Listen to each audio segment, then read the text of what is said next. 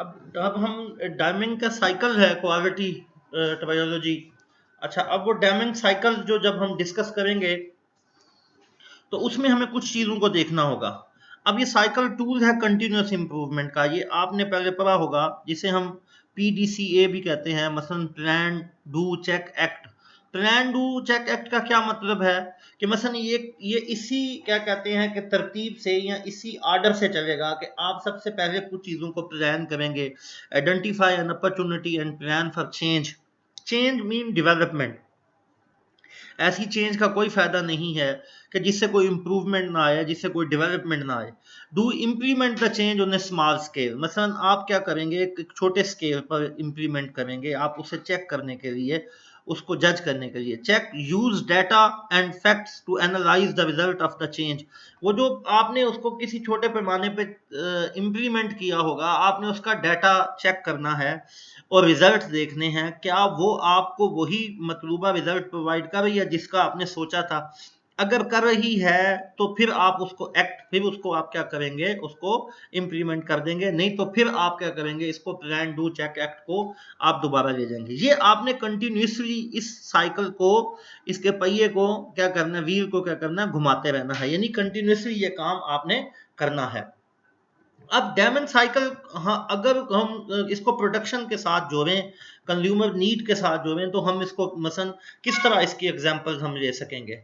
उसके बाद उसमें जी सबसे पहले conduct consumer research and use in planning the product plan. ठीक है जी, पी लैन। अब वो क्या होगा जी, आप प्रोडक्ट की प्लानिंग करेंगे, उसके बाद प्रोड्यूस द प्रोडक्ट डू।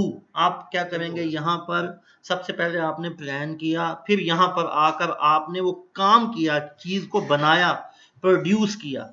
फिर चेक में क्या करेंगे, check the product to make sure it was produced in accordance with the plan. फिर आप देखें क्या ये बिल्कुल प्लान के अकॉर्डेंस बनी है। फिर अगर है तो इसको मार्केट करेंगे, अगर नहीं है तो आप दोबारा यही काम करेंगे, कंज्यूमर रिसर्च दोबारा करेंगे, फिर उसको प्लान दोबारा करेंगे।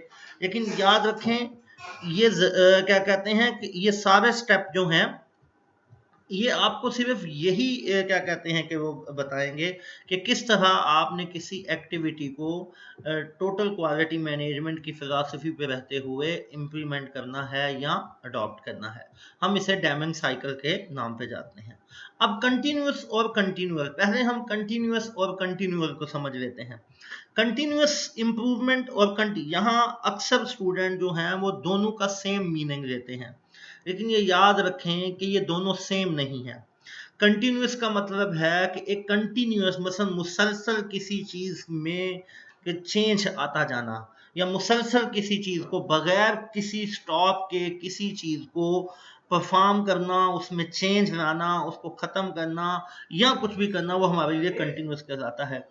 कंटिन्यूअल का क्या मतलब है, कंटिन्यूअल का मतलब है कि आपने चेंज लाना है कुछ अरसे के लिए, एक खास पीरियड के लिए, फिर उसको रोक देना है, फिर उसको उसी खास आगे फिर किसी खास पीरियड के लिए। मसलन आपने 3 महीने के लिए एक प्लान डू चेक एक्ट किया, फिर आपने कुछ अर्सा ब्रेक किया, फिर अगले 3 महीने के लिए। मसलन आप हम इसको यूं समझें कि अगर हम खास एरिया के बाद कहते हैं ना, क्वार्टर टू क्वार्टर लेके चले, 6 month to 6 month, week to week लेके चले, तो ये हमारे लिए क्या होता है जी, ये कंटिन्यूअल इंप्रूवमेंट होती है, या कंटिन्यूअल हम इसको कहते हैं। कंटिन्यूअस में कोई गैप नहीं आता, किसी भी जगह पर आप जाके उसको ब्रेक नहीं करते, छोड़ते नहीं है, वो एक क्या कहते हैं कि चलती रहती है चीज। लेकिन कंटिन्यूअल में क्या होता है, वहां थोड़ा सा आप उसको स्टॉप करते हो, आप हर एक पीरियड को अलग अलग, आप कहते हैं जी फर्स्ट वीक है मसलन मंथ में, एक वीक अलग क्या कहते हैं हमने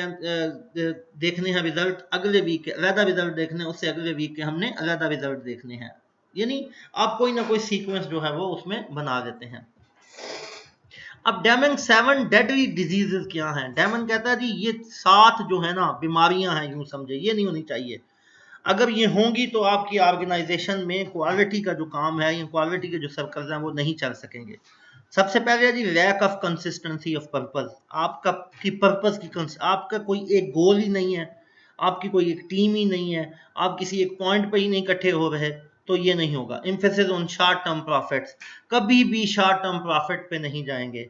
जब आप शॉर्ट टर्म प्रॉफिट की कोशिश करेंगे आप ओवर रिएक्शन करेंगे, अपने जो स्टैंडर्ड हैं उनको आप ब्रेक करेंगे, आप अनइम्पोर्टेंट काम ज्यादा करेंगे जो लॉन्ग टर्म में आपकी कंपनी के लिए नुकसानदेह होगा। Evaluation by performance, merit, rating और एनुअल रिव्यू ऑफ परफॉर्मेंस, आप प्योरली मेरिट के बेस पर जो भी वैल्यूएशन करेंगे वो मेरिट की बेस पे करेंगे।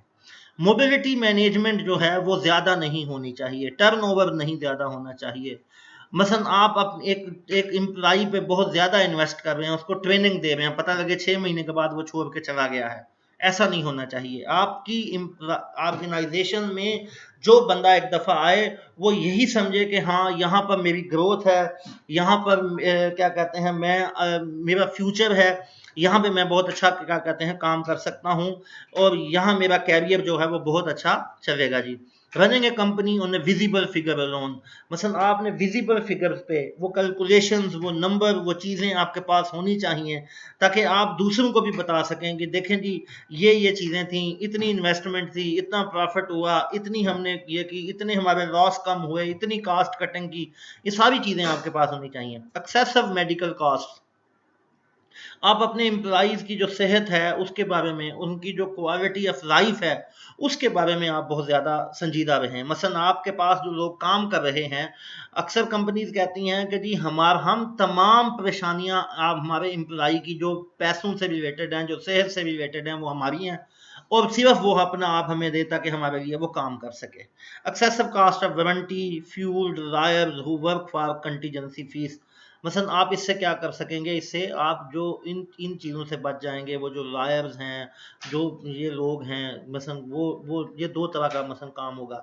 अगर आप अपने एम्प्लॉइज़ के लिए बेहतरीन किस्म का सेटअप करेंगे, मसलन आप वो लोग लेके आएंगे पॉलिसीज बनाने में जो बहुत ज़बरदस्त हैं, जो बहुत अच्छे कानूनदान हैं, बहुत अच्छे सोशियोलॉजिस्ट हैं, सोशल हैं, एम्प्लॉई के बारे में जानते हैं, उसकी साइकी के बारे में जानते हैं, क्या क्या चीज़ें, क्या क्या रूल बनाने चाहिए, तो ये आप लोगों के लिए ज़्यादा अच्छा होगा।